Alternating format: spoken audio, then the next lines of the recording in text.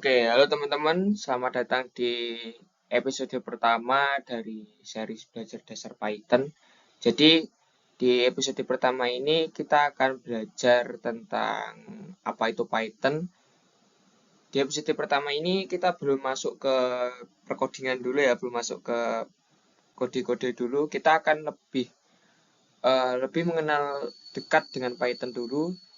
Ya tujuannya biar teman-teman tahu lah sebelum menggunakan bahasa itu teman-teman ngerti dulu bagaimana sejarahnya Python, terus kenapa harus pakai Python dan lain sebagainya. Jadi biar teman-teman nanti ketika pakai Python atau belajar Python itu tuh teman-teman punya alasan gitu loh. Kenapa kok Python tuh seperti ini dan mungkin juga teman-teman biar tahu keunikan dari Python itu seperti apa. Oke. Jadi eh, kita akan lebih dekat mengenal Python. Nah, jadi Python itu adalah bahasa pemrograman yang dikembangkan oleh Guido van Rossum, lalu dirilis pertama kali pada tahun 1991. Nah, di sini buat teman-teman yang belum tahu tentang bahasa pemrograman, jadi bahasa pemrograman itu adalah bahasa yang digunakan untuk memberikan semacam instruksi atau perintah kepada komputer. Jadi itu kalau kita belajar coding, itu tuh kita kayak memberikan instruksi pada komputer. Nah, salah satunya bahasa pemrograman itu adalah Python. Bahasa Python ini dikembangkan oleh Guido van Rossum. Nah, ini adalah uh, foto dari pengembang Python yaitu Guido van Rossum. Nah, Guido van Rossum ini siapa? Guido van Rossum ini adalah seorang software engineer, teman-teman. Itu seorang software engineer yang kerja di Dropbox gitu loh. Nah, asal teman-teman tahu, Dropbox ini tuh di tempat kerjanya dia, beliau ini, itu menggunakan teknologi Python. Jadi perusahaan atau kantor Dropbox ini dibangun atau teknologinya itu dibangun dengan menggunakan Python, teman-teman. Jadi eh, penemuan dia itu langsung dipakai di tempat kerjanya dia gitu loh. Nah, si Guido ini, Abang Guido ini mengembangkan Python itu alasannya adalah untuk menyibukkan dirinya selama libur, teman-teman, sama Paskah gitu loh. Sorry, bukan Paskah ya, tapi Natal ya. Jadi biar ada kesibukan, dia tuh untuk mengisi waktu luangnya alias gabut gitu loh. Dia tuh bikin bahasa Python ini, teman-teman. Nah, di sini tuh kalau teman-teman mungkin dengar ya, Python itu mungkin identik dengan ular ya, logo ular. Nah, sebenarnya dia tuh si Guido ini bukan terinspirasi dari ular Python gitu enggak ya, teman-teman. Tapi tuh Python ini diambil dari acara komedi favoritnya si Abang Guido ini, yaitu Monty Python Flying Circus ya. Ini tuh salah satu komedi di Britania Raya. Jadi itu salah satu favoritnya dia, akhirnya dari acara komedinya dia buat menjadi nama bahasa pemrograman Python itu. Nah, berkat dari karyanya si Abang Guido ini, Python menduduki popularitas bahasa di tahun 2025. Lah, ini alasan dulu teman-teman, disclaimer dulu, kenapa kok gue ambil 2025, karena untuk di forum developer Stack Overflow, di forum developer Stack Overflow, itu masih ada yang 2025, ya 2026 ini belum keluar. Jadi sementara gue ambil dulu yang 2025, nanti mungkin kalau ada update bisa aku buat atau bahas lagi di YouTube seperti itu. Dan di sini kenapa aku ngambilnya developer software Stack Overflow, karena Stack Overflow ini lumayan jelas ya. Dia itu ngambil datanya itu berdasarkan apa gitu loh. Nah, di sini data dari tingkat penggunaan bahasa pemrograman itu ada di Most Popular Technologies, jadi teknologi populer. Nah, ada beberapa kategori yang kemarin gue lihat itu. Ada yang di kategori profesional dan juga kategori yang salah satunya ya ini learning to code, yang artinya itu orang yang baru mulai belajar coding. Nah, menariknya Python ini menduduki peringkat nomor 1 dengan persentase 71,8% sebagai bahasa pilihan untuk memulai belajar coding. Nah, itu kenapa alasannya, teman-teman? Nah, itu alasannya kenapa, teman-teman? Yang pertama itu adalah sintaksnya mudah. Nah, ini buat teman-teman yang belum ngerti apa itu sintaks. Jadi sintaks itu ya kode yang teman-teman tulis gitu, teman-teman ketik gitu. Jadi aturan kata atau kalimat yang teman-teman itu tulis untuk dieksekusi oleh komputer gitu. Sintaks itu mudahnya seperti itu. Nah, di sini sintaksnya dalam Python itu mirip-mirip dengan bahasa Inggris, teman-teman. Ada salah satunya adalah print ya. Sintaks print ini digunakan untuk mencetak ke konsol kan, teman-teman. Untuk mencetak teks atau angka gitu. Itu kan print, itu kan dalam bahasa Inggris artinya cetak kan. Nah, itulah salah satunya contoh dari sintaks yang mudah dari Python ini. Nah, yang kedua itu library luas. Buat teman-teman yang masih bingung, santai, karena ini masih belum ranah teman-teman karena baru belajar.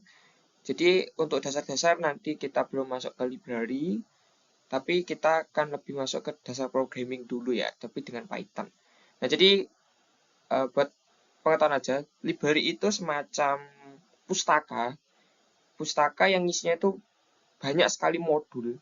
Nah, tujuannya modul ini adalah untuk memudahkan seorang programmer itu tuh untuk menggunakan fungsi-fungsi yang telah ada gitu loh.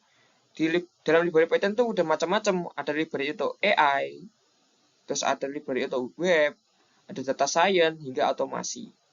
Nah, saya itu yang ketiga itu komunitasnya yang aktif. Nah, ini termasuk salah satu keuntungan dari ini ya kriteria yang pertama yaitu sintaksnya mudah ini tadi. Karena sintaksnya yang mudah, bahasanya mudah dipahami, akhirnya banyak orang yang mengenal Python. Akhirnya mereka itu gabung ya. Gabung, terus bikin komunitas, mereka memecahkan masalah bareng, dan juga mereka juga ikut serta ya kan, dalam mengembangkan bahasa pemrograman Python serta library yang dipakai ini. Jadi kemana-mana teman-teman pasti ada orang yang ngerti dengan Python gitu loh. Dan salah satu prinsip yang gue suka dari Python itu adalah ini. The Zen of Python. The Zen of Python ini sebenarnya Easter egg, teman-teman. Menarik kan, Easter egg ya. Easter egg. Jadi semacam kayak filosofinya Python itu apa gitu. Dia tuh ini tuh dikembangkan, filosofinya tuh muncul oleh tim Peter ya, teman-teman. Jadi Desain of Python ini sebenarnya ada 20. Tapi gue ambil 3 ya. Dan ini tuh relevan dengan yang alasan kenapa Python tadi populer, yaitu yang sintaksnya mudah tadi ya. Ini adalah salah satu lahirnya dari filosofi Python ini. Nah, ini buat teman-teman yang mau baca dokumentasinya bisa lanjut di sini. Nanti linknya aku cantumkan di deskripsi. Nah, aku bacakan dulu. Ini aku ambil 3. Beautiful is better than ugly. Explicit is better than implicit. Simple is better than complex. Artinya, Python itu didesain dengan fokus pada keterbacaan kode, readability, sehingga programmer itu bisa mengekspresikan konsep dengan lebih sedikit baris kode. Nah, nanti ketika teman udah masuk ke materi atau bahasan Python yang lebih dalam, nanti teman-teman bakal mengenal istilahnya Python one-liner. Jadi Python one-liner itu ibaratnya kayak teman-teman nulis ya kan, logika atau baris kode itu 5. Itu tuh ketika pakai one-liner itu tuh cuma jadi 1 baris. Nah, itu kan lumayan perlu pengetahuan yang lumayan dalam kan tentang Python ini. Jadi tetap baris kodenya yang 5 itu menjadi 1 itu logikanya tetap sama gitu, tapi dengan versi yang lebih singkat. Nah, di sini sebelum penutupan episode yang pertama, sini aku ambil cuplikan kode ya. Kita pemanasan dulu, bukan pemanasan ya, kita kayak preview dulu gitu loh. Python itu seperti apa. Dan di sini kenapa aku cuplikan kodenya ambil 2? Ini sebagai perbandingan teman-teman, yaitu Python dengan JavaScript. Jadi perbandingannya seperti ini. Untuk di Python, untuk memunculkan program Hello World doang, menampilkan Hello World, itu tuh sangat simple. Itu dengan menggunakan fungsi print Hello World. Nah, nanti dia tuh hanya menggunakan print, itu tuh udah munculkan Hello World seperti ini. Sedangkan kalau di JavaScript, itu tuh kita perlu console log. Nah, teman-teman pasti bingung kan, ini tuh artinya apa console log gitu. Kan kalau print ini kan kita udah jelas nih, cetak hello world gitu kan udah jelas ya, kita langsung paham nih artinya apa. Sedangkan kalau di JavaScript itu console log hello world. Ini belum bahasa yang lain ya, ini masih JavaScript. Dia itu munculnya hello world. Ya sama, hello world, tapi penulisannya atau sintaksnya ini itu beda, teman-teman. Sebenarnya cuma beda di nama sih. Sebenarnya untuk bahasa-bahasa yang lain itu pasti ada fungsi yang digunakan untuk mencetak atau menampilkan tulisan atau angka gitu atau nilai, tapi itu hanya beda nama dua. Nah, inilah kenapa Python itu cocok banget buat pemula, karena dia itu ada di sintaksnya ini tuh udah mirip bahasa Inggris. Nanti semakin dalam teman-teman pasti ngerti lah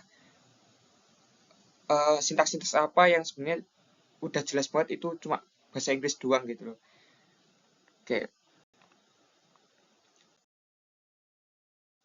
Terima kasih teman-teman udah melihat episode yang pertama. Jadi kesimpulannya buat teman-teman yang baru mulai belajar coding, terus baru masuk ke dunia IT, terus penasaran pengen ngulik, itu aku saranin ke Python teman-teman. Karena Python itu udah jelas alasan 3 tadi, dia itu sintaksnya mudah dipahami, terus library-nya luas, ya. Terus yang ketiga tuh komunitasnya aktif. Kalau teman-teman tanya Python itu mesti di mana-mana ada, dan gak sulit-sulit lah gitu buat nyari sumber-sumber juga, karena di internet juga banyak dan banyak juga gitu orang yang bahas dan sebagainya. Salah satunya gue yang bahas gitu. Nah, jadi uh, selamat menantikan untuk episode berikutnya teman-teman. Terima kasih.